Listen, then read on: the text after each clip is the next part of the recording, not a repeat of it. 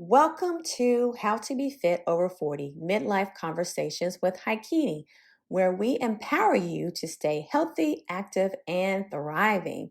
So, today we're going to discuss a topic that a lot of fitness enthusiasts have on their minds, and that is supplements.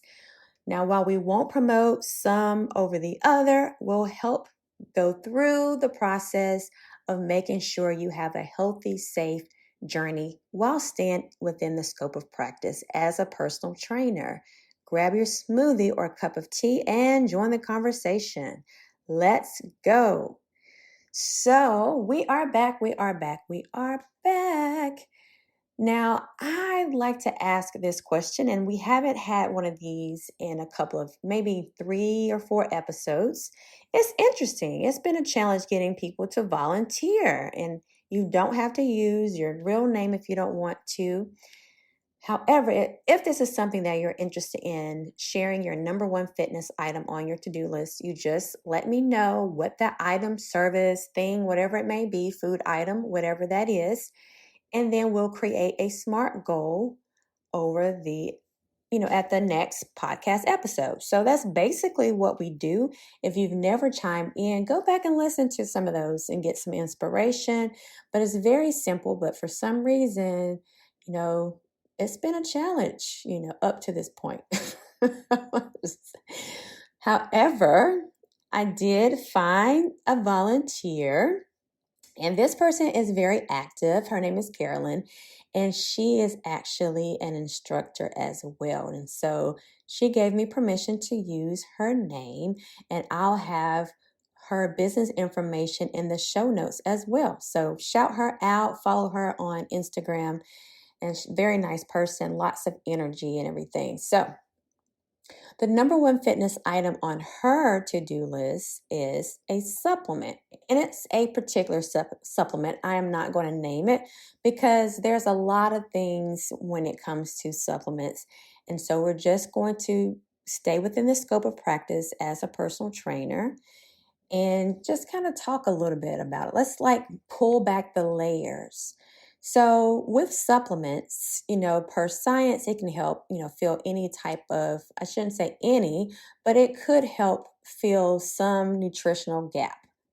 But it's not supposed to substitute for a balanced diet. Whatever that diet, eating lifestyle rhythm looks like to you, you can always go to the My Plate and look up information, general information. But if you really want to dive deep, you may want to consult with a dietitian or a nutritionist or some type of healthcare provider before starting some type of supplement regimen. All right. And always we want to promote whole foods over anything because we know just by science and by the things that are listed as far as based on general knowledge, whole foods is the go-to of trying to get as close to nature as possible. All right. So focusing on just the well-rounded fitness plan, you should have some type of fitness plan that has some type of eating rhythm style, something that's wrapped up in there, regular exercise, making sure you get enough sleep, and some type of stress management. Also followed up with that is, making sure you stay hydrated and just good nutrition to support your fitness journey. So if that's not what you have, then maybe you might want to hire a personal trainer. I am a personal trainer as well. So if you need some extra support, extra accountability, I'll make sure I always have my information in the show notes. I am practically booked. So if there is something that you really, really need, I try to make sure I leave a little space open, but overall my space is limited. So let's get into a SMART goal. Now, instead of just focusing on a specific supplement, let's create a SMART goal that's centered around making sure you enhance your overall nutrition and wellness. And this supports the use of supplements in a very balanced way. All right. So let's start here. So you want to make sure it's specific, measurable, achievable, relevant, and time bound.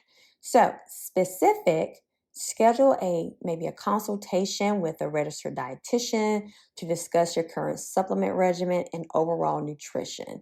So that's kind of like the way, you know, if we want to stay within the scope of practice, going that route of making sure there is some type of registered dietitian, that you have that person within your healthcare continuum, that there's a dietitian, make sure you have a personal trainer, coach, making sure you have that team, that wellness team to back you up, all right?